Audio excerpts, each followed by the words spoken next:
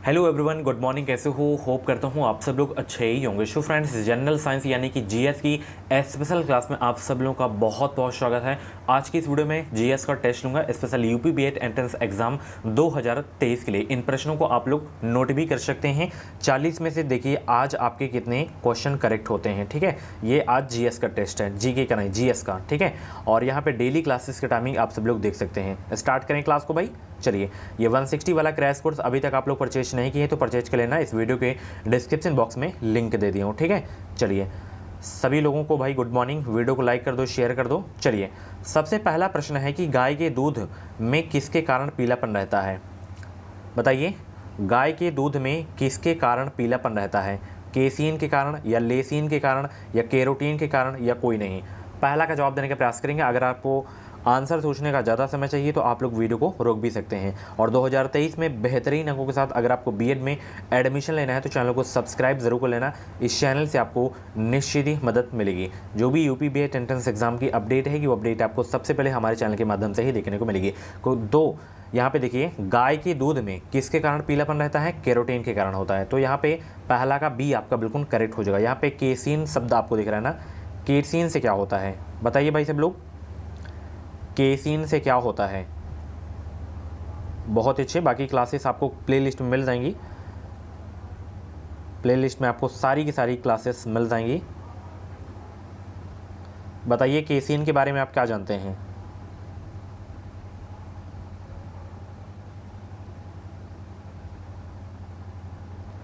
तो देखिए, यहाँ पे पीलापन पूछा जा रहा था कि गाय के दूध में जो है पीलापन किस कारण से होता है? कैरोटीन से।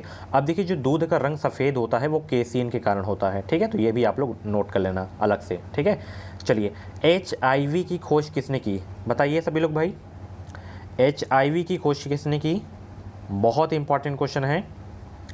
तो HIV की जो खोज की गई थी वो की गई थी लुक मॉन्टेनियर के द्वारा। किसके द्वारा की गई थी? लुक मॉन्टेनियर के द्वारा। इसका फुल फॉर्म एग्जाम में बहुत पूछा जाता है HIV का, तो अलग से नोट कर लेना आप लोग। HIV का full form human immunodeficiency virus. ठीक है, नोट कर लेना आप लोग। चलिए, स्पेलिंग भी बता दे रहा हूँ। Human immuno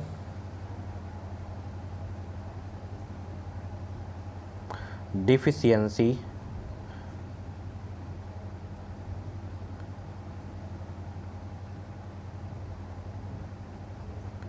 virus. ठीक है, चलिए नोट कर लिए हो। अगला प्रश्न देखिए, पौधों में वाष्पो उत्सर्जन दर के निर्धारण के लिए जो है किस यंत्र का उपयोग किया जाता है? बताइए सभी लोग भाई, पौधों में वाष्पो उत्सर्जन दर के निर्धारण के लिए किस यंत्र का उपयोग किया जाता है? तीसरा का जवाब देने का प्रयास करेंगे। और जितने भी लोग चैनल पर नए हैं सब्सक्राइब जरूर कर लेंगे, हमारे चैनल से आपको निश्चित ही मदद मिलेगी। तो यहाँ पे तीसरा का जो है पोटोमीटर आपका बिल्कुल सही हो जाएगा। और बैरोमीटर से क्या मापा जाता है? वायुमंडलीय दाब। वायुमंडल की आर्द्रता हाइग्रोमीटर से। ठीक है, तो ये चीज़ें आप लोग याद रखिएगा। सीस्मोग्राफ से भूकंप की तीव्रता, लैक्टोमीटर से दूध की शुद्धता। तो ये चीज़ें आपको याद रखनी है। ठीक है, चलिए, मानव त्वचा में पाए जाने वाला वर्णक है। बताइए, मानव त्वचा में जो है पाया जाने वाला वर्णक कौन सा है? बहुत इंपॉर्टेंट क्वेश्चन है, स्टार लगा के नोट कर लेना। कई बार एग्जाम में ये क्वेश्चन पूछा जा चुका है। 4 का जवाब देने का प्रयास करेंगे तो वो है आपका मेलेनिन। मानव त्वचा में पाया जाने वाला जो वर्णक है आपका मेलेनिन है। ठीक है, चौथा का ये आपका बिल्कुल करेक्ट हो जाएगा। बहुत अच्छे। चलिए, डायलिसिस मशीन का आविष्कार किसने किया? डायलिसिस मशीन का आविष्कार किसने किया था? बताइए सब लोग, डायलिसिस मशीन का आविष्कार किसने किया था? कोल्फ ने किया था। किसने किया था? कोल्फ ने किया था। ठीक है ना, पांचवा का बी आपका बिल्कुल करेक्ट हो जाएगा। कोशिका विभाजन के समय स्पष्ट दिखाई देते हैं जीन या गुणसूत्र, या डीएनए, या जीन एवं गुणसूत्र दोनों? बताइए भाई, 6 का जवाब दीजिए। कोशिका विभाजन के समय स्पष्ट दिखाई देते हैं तो गुणसूत्र जो है स्पष्ट दिखाई देते हैं। तो छठवा का बी आपका बिल्कुल करेक्ट हो जाएगा। ठीक है ना, चलिए, जराविक सेवन क्या है? बताइए सभी बच्चे, जराविक सेवन क्या है? कृत्रिम हृदय है, या पेसमेकर है, या कृत्रिम पैर है, या हाइड्रोपोनिक्स है? पेसमेकर का संबंध किससे होता है? हृदय से होता है। तो यहाँ पे जराविक सेवन क्या है ये आपसे पूछा गया है क्वेश्चन। तो जराविक सेवन एक क्या है? कृत्रिम हृदय है। ठीक है ना, तो ध्यान रखना, 7 का आपका जो है ए वाला बिल्कुल करेक्ट हो जाएगा। विश्व वन्य जीव कोष की स्थापना कब की गई थी? बहुत इंपॉर्टेंट क्वेश्चन है। विश्व वन्य जीव कोष की स्थापना कब की गई थी? 1973 में या 1991 में या 1980 में या 1985 में? सभी लोग जवाब देने का प्रयास करेंगे। जो हमारे चैनल पे डेली क्लास होती हैं, बिल्कुल फ्री में क्लास होती हैं, जो इनकी अगर आपको पीडीएफ चाहिए तो आप लोग हमारे टेलीग्राम चैनल को ज्वाइन कर सकते हैं। टेलीग्राम चैनल का नाम है एजुकेशन विद साहिल। इस वीडियो को डिस्क्रिप्शन बॉक्स में लिंक देती हूँ। तो यहाँ पे 8 का जो है आपका 1973 आपका बिल्कुल करेक्ट हो जाएगा कि विश्व वन्य जीव कोष की जो स्थापना की गई थी 1973 में की गई थी। ठीक है, चलिए। डबल रोटी के निर्माण में जो है किस कवक का प्रयोग होता है? बहुत ही अच्छा प्रश्न है। डबल रोटी के निर्माण में किस कवक का प्रयोग होता है? बताइए सभी बच्चे। 9 का जवाब देने का प्रयास करेंगे। डबल रोटी के निर्माण में किस कवक का प्रयोग होता है? एज़ेटोबैक्टर का या एस्परजिलस का या पेनिसिलियम का या सैकरोमाइसिस का? तो सैकरोमाइसिस का जो है प्रयोग होता है डबल रोटी के निर्माण में। 9 का जितने भी बच्चे यहाँ पे डी जवाब दिए उनका आंसर बिल्कुल सही हो जाएगा। चलिए, एचआईवी जो है सर्वाधिक नष्ट करता है क्या? बहुत इंपॉर्टेंट क्वेश्चन है ये साइंस का। चलिए बताइए, एचआईवी जो है सर्वाधिक नष्ट करता है, तो ये टी कोशिकाओं को सर्वाधिक नष्ट करता है एचआईवी। तो 10 का जो है आपका सी वाला बिल्कुल करेक्ट हो जाएगा। चलिए, दोहरा निषेचन होता है किसमें? बताइए सभी बच्चे। दोहरा निषेचन होता है किसमें? ब्रायोफाइटा में या आवृतबीजी पौधों में या टेरिडोफाइटा में या जिम्नोस्पर्म में? बताइए, दोहरा निषेचन होता है किसमें? सभी लोग वीडियो को लाइक कर दो। बहुत ही कम लाइक है अभी भी, फटाफट वीडियो को लाइक कर दो सभी बच्चे। तो दोहरा निषेचन जो होता है ये होता है आपके आवृतबीजी पौधों में। ठीक है ना, 11 का बी आपका बिल्कुल करेक्ट हो जाएगा। जीव द्रव्य की खोज किसने की? Very very most important question है। जीव द्रव्य की खोज किसने की थी? बताइए सभी बच्चे।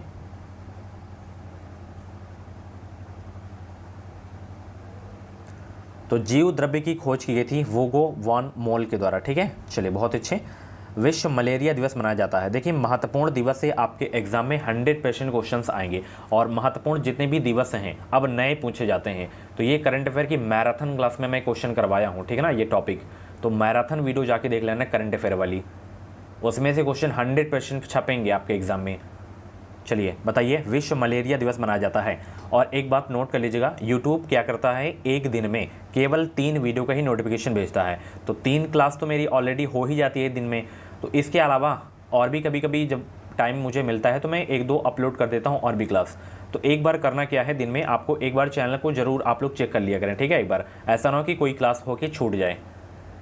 ठीक है, क्योंकि बहुत सारे बच्चे भाई नोटिफिकेशन का ही वेट करते रहते हैं, जब नोटिफिकेशन आता है तभी क्लास देखते हैं। तो ऐसी गलतियाँ मत करना। सभी लोग 1 से 2 बार चेक जरूर कर लिया करें। ठीक है, शाम को ही चेक कर लिया करें, बट चेक जरूर किया करें। सभी क्लास को जरूर देखा करें और कल से छोटी छोटी भी वीडियोस आया करेंगे तो उनको आप लोग कवर करें अच्छे से। विश्व मलेरिया दिवस मनाया जाता है 25 अप्रैल को। कब मनाया जाता है? 25 अप्रैल को मनाया जाता है। ठीक है, 30 जनवरी को क्या मनाया जाता है? 30 जनवरी को क्या मनाया जाता है? बताइए सभी लोग। आप लोगों से प्रश्न है, 30 जनवरी को क्या मनाया जाता है? शहीद दिवस मनाया जाता है। ठीक है, चलिए। भोजपत्र किस पेड़ की छाल से प्राप्त होता है? भोजपत्र जो है किस पेड़ की छाल से प्राप्त होता है? बताइए भाई, 14 का जवाब दीजिए सभी बच्चे। भोजपत्र किस पेड़ की छाल से प्राप्त होता है? तो ये प्राप्त होता है बेटुलिया की छाल से। ठीक है ना, चलिए। अगला प्रश्न है, म्यूटेशनवाद के जनक हैं कौन? म्यूटेशनवाद के जनक हैं कौन? बताइए, 15 का जवाब दीजिए। म्यूटेशनवाद के जनक हैं कौन? तो हुगो डी ब्रीज हैं। ठीक है, चलिए, 15 का डी आपका बिल्कुल करेक्ट हो जाएगा। पादप शरीर क्रिया विज्ञान का पिता किसे कहा जाता है? सभी लोग 16 का जवाब देने का प्रयास करेंगे। पादप शरीर क्रिया विज्ञान का पिता किसे कहा जाता है? और बीएड से रिलेटेड कुछ भी डाउट्स है तो आप लोग हमें इंस्टा पे मैसेज कर सकते हैं। इंस्टाग्राम आईडी की लिंक इस वीडियो के डिस्क्रिप्शन बॉक्स में मिल जाएगी। चलिए, चैनल को सब्सक्राइब जरूर कर लेना। चलिए, पादप शरीर क्रिया विज्ञान का पिता किसे कहा जाता है? तो ये कहा जाता है स्टीफन हेल्स को कहा जाता है। ठीक है, और आप लोग हमारे सेकंड चैनल को भी सब्सक्राइब कर लेना। चैनल का नाम है एजुकेशन विद रोहित। इस वीडियो को डिस्क्रिप्शन बॉक्स में लिंक दे दिया हूँ। जल्द से जल्द उसमें 1000 सब्सक्राइबर कंप्लीट करवाइए। वहाँ पे आपको छोटी छोटी बीएड की टेस्ट की वीडियोस आपको मिलती रहेंगी एंड जो भी अपडेट रहती है वहाँ पे भी आपको मिलती रहेंगी। अस्थि में कौन सा प्रोटीन पाया जाता है? स्टार लगा के नोट कर लेना, बहुत इंपॉर्टेंट क्वेश्चन है। बताइए सभी बच्चे, अस्थि में कौन सा प्रोटीन पाया जाता है? 17 का जवाब देने का प्रयास करेंगे।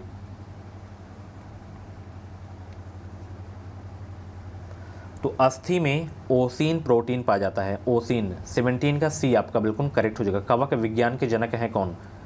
कवक विज्ञान के जनक हैं कौन? कवक विज्ञान के जनक हैं कौन? 18 का जवाब देने का प्रयास करेंगे सभी बच्चे। माइकेली हो जाएगा कवक विज्ञान के जनक, ठीक है। चलिए, चने द्वारा पानी की अवशोषित होने की प्रक्रिया है विसरण, अंतःपराशरण या अंतःशोषण या बहिःपराशरण। 19 का जवाब देने का प्रयास करेंगे। चने द्वारा पानी के अवशोषित होने की प्रक्रिया है क्या? अंतःपराशरण है, ठीक है। चलिए, बहुत अच्छे। 19 का बी आपका बिल्कुल करेक्ट हो जाएगा। चलिए, शुगर बेबी किसकी प्रजाति है? शुगर बेबी किसकी प्रजाति है? गाजर की, चुकंदर की, तरबूज की या खरबूज की? बताइए, शुगर बेबी किसकी प्रजाति है? तो देखिए, शुगर बेबी जो है तरबूज की प्रजाति है। किसकी प्रजाति है? तरबूज की प्रजाति है। 20 का जो है आपका बी वाला बिल्कुल करेक्ट हो जाएगा। चलिए, अम्ल वर्षा का मुख्य अवयव है क्या? अम्ल वर्षा का जो है मुख्य अवयव है क्या?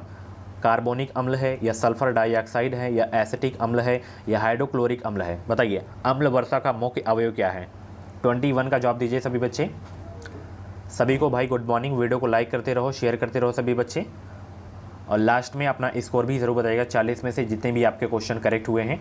अम्ल वर्षा का जो मुख्य अवयव है वो है आपका सल्फर डाइऑक्साइड। क्या है? सल्फर डाइऑक्साइड है अम्ल वर्षा का मुख्य अवयव, ठीक है। 21 का बी आपका बिल्कुल करेक्ट हो जाएगा। अधिक विकिरण के संपर्क में आने से रोग होता है कौन सा? अधिक विकिरण के संपर्क में आने से रोग होता है कैंसर, रिकेट, स्कर्वी या टीबी? 22 को जवाब दीजिए सभी बच्चे। अधिक विकिरण के संपर्क में आने से रोग होता है कौन सा रोग? तो इससे देखिए, जो रोग होता है आपका होता है वो होता है कैंसर हो जाता है, ठीक है। 22 का ए आपका बिल्कुल करेक्ट हो जाएगा। चर्म रोग किस विटामिन की कमी के कारण होता है? चर्म रोग जो है किस विटामिन की कमी के कारण होता है? 23 का जवाब दीजिए सभी बच्चे। Vitamin B6। विटामिन सी से आपका स्कर्वी हो जाता है। विटामिन ए से रतौंधी, विटामिन बी से बेरी बेरी, ठीक है ना, B1 मतलब पूछे तो। विटामिन डी से रिकेट्स। चलिए, कौन सी बीमारी प्रदूषण के कारण जो है होती है या बढ़ जाती है? कौन सी बीमारी प्रदूषण के कारण जो है होती है या बढ़ जाती है? स्कर्वी या हीमोफीलिया या ब्रोंकाइटिस या रयूमोटिज्म? 24 को जवाब दीजिए सभी बच्चे, आंसर करें। तो ब्रोंकाइटिस हो जाएगा आपका, ठीक है। 24 का सी आपका बिल्कुल करेक्ट हो जाएगा। कृत्रिम गर्भाधान के लिए सांड के वीर को किसमें जो है सुरक्षित रखते हैं? बहुत इंपॉर्टेंट क्वेश्चन है, कई बार एग्जाम में पूछा गया है यह प्रश्न। स्टार लगा के नोट करिए, सीधे एग्जाम में छपेगा यह प्रश्न, और वीडियो को लाइक जरूर कर दो। कृत्रिम गर्भाधान के लिए सांड के वीर को किसमें सुरक्षित रखते हैं? तो ये रखा जाता है द्रव नाइट्रोजन में सुरक्षित रखा जाता है, ठीक है। स्टार लगाने ला, हनके में मत लेना इस प्रश्न को। चलिए, कौन सा रोग जीवाणु के कारण होता है, यानी कि बैक्टीरिया के कारण होता है? कौन सा रोग? कौन सा रोग जीवाणु के कारण होता है? खसरा, पोलियो, मलेरिया या टीबी?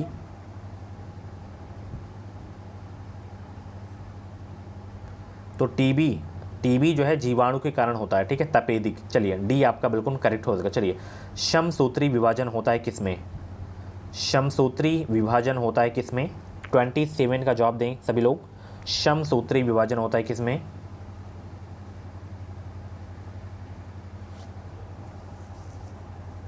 तो समसूत्री विभाजन जो होता है ये होता है जड़ की शीर्ष कोशिकाओं में होता है, ठीक है ना। 27 का बी आपका बिल्कुल करेक्ट हो जाएगा। सरीसृप वर्ग का अध्ययन कहलाता है क्या? चलिए, 28 का जवाब दीजिए। सरीसृप वर्ग का अध्ययन कहलाता है क्या? तो सरीसृप वर्ग का अध्ययन कहलाता है हर्पेटोलॉजी कहलाता है। क्या कहलाता है? हर्पेटोलॉजी, ठीक है। लीवर में भविष्य के लिए कौन सा विटामिन भंडारित होता रहता है? ये बहुत ही इंपॉर्टेंट क्वेश्चन आपके एग्जाम के लिए, सीधे एग्जाम में पूछा भी जा सकता है कि लीवर में भविष्य के लिए जो है कौन सा विटामिन भंडारित होता रहता है? Vitamin C, vitamin A, vitamin E या विटामिन, यहाँ पे थायमिन डायरेक्ट मतलब लिख दिया गया है, विटामिन बी का रासायनिक नाम। तो यहाँ पे विटामिन ए आपका सही हो जाएगा। इसका रासायनिक नाम क्या है? रेटिनॉल है। इसका एस्कॉर्बिक एसिड है, ठीक है। अब यहाँ पे जैसे एक क्वेश्चन और पूछा जाता है कि जल में घुलनशील विटामिन कौन कौन सा है? तो विटामिन बी है और विटामिन सी है। और वसा में पूछे कि वसा में घुलनशील विटामिन कौन कौन से होते हैं? तो vitamin A, vitamin D, vitamin A, vitamin के, ठीक है। चलिए, अगला प्रश्न देखिए। सबसे कम जल की आवश्यकता किसे होती है? सबसे कम जल की आवश्यकता किसे होती है? सेब को होती है या खजूर को होती है या केला को होती है या आम को होती है? तो किसको होती है सबसे कम जल की आवश्यकता? ये आपको बताना है। 30 का जवाब दीजिए सभी लोग। तो सबसे कम जो है जल की आवश्यकता जो होती है वो होती है खजूर को होती है, ठीक है। चलिए, कौन सा प्रोटीन जल में घुलनशील है, इसमें कौन सा प्रोटीन जल में घुलनशील है? 31 का जवाब देंगे सभी लोग। एल्बुमिन, ठीक है, एल्बुमिन प्रोटीन जल में घुलनशील है। नेत्रदान में नेत्र के किस भागों को दान किया जाता है? सीधे एग्जाम में ये तो प्रश्न छपेगा, सीधे बताइए, नेत्रदान में नेत्र के किस भाग को दान किया जाता है? कॉर्निया को, रेटिना को, आयरिश को, नेत्र लेंस को। कॉर्निया को जो है दान किया जाता है नेत्रदान में, ठीक है। चलिए, किस विटामिन में कोबाल्ट पाया जाता है? आज सुबह के ही क्लास में, सॉरी कल की क्लास में करवाया था, ये तो आज की पहली क्लास है। किस विटामिन में कोबाल्ट पाया जाता है? 33 का जवाब दें सब लोग, कल सुबह की क्लास में करवाया था। 33 का जवाब दीजिए। तो विटामिन B12 में कोबाल्ट पाया जाता है, ठीक है। चलिए, याद रखना, बहुत इंपॉर्टेंट क्वेश्चन है। हृदय की गति की जांच किस यंत्र द्वारा की जाती है? हृदय की गति की जांच किस यंत्र द्वारा की जाती है? 34 का जवाब दें सभी बच्चे। कार्डियोग्राफ, साइट्रॉन या केस्कोग्राम या किलोस्कोप। तो हृदय की गति की जांच किस यंत्र द्वारा की जाती है? कार्डियोग्राम के द्वारा की जाती है, ठीक है। कार्डियोग्राम यंत्र याद रखना है।